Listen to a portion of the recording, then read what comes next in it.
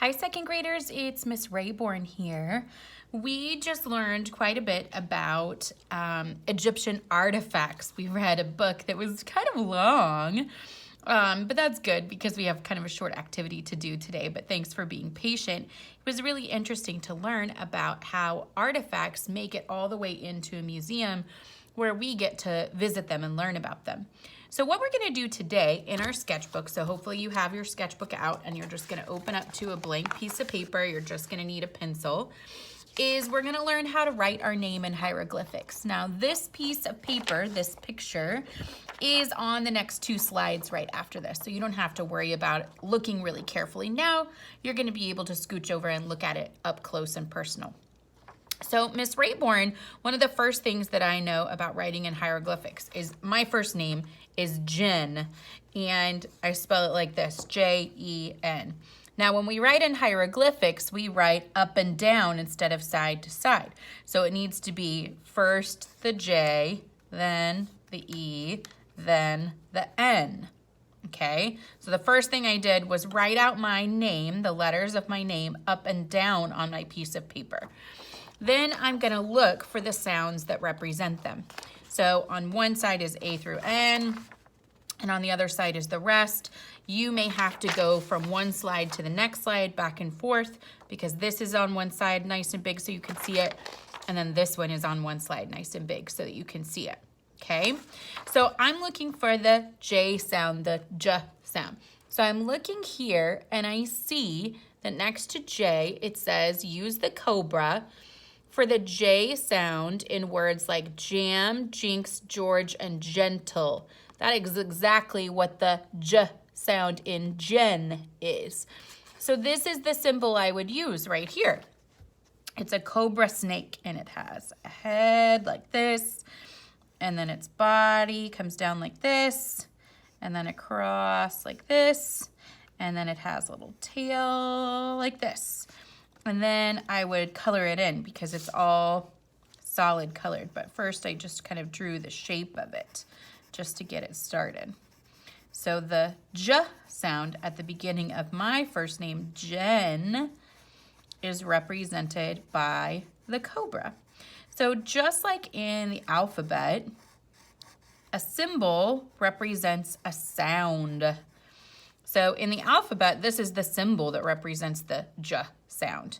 In hieroglyphics, this is the symbol that represents that J sound, okay? So the next letter in my name, or the next sound, is an E.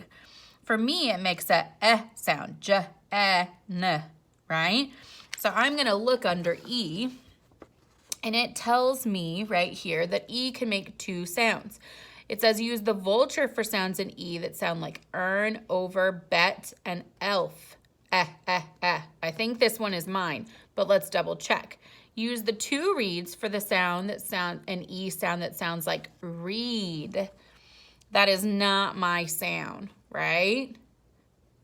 Okay, my name is not Jean, it's Jen, like this one. So my E sound is this vulture. Now, I've never drawn a vulture before, so I'm just gonna do my best.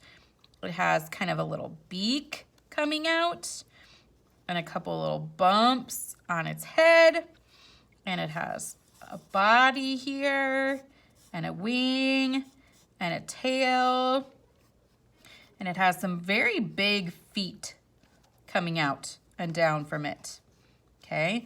And then I connect that and color it in.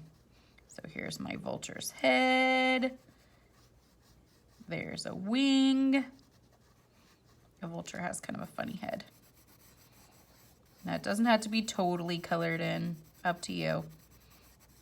There's the tail, a wing poking out,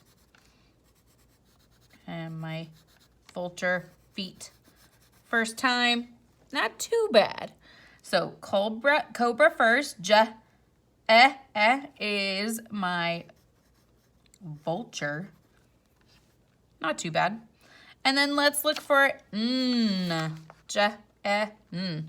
Jen is an N sound.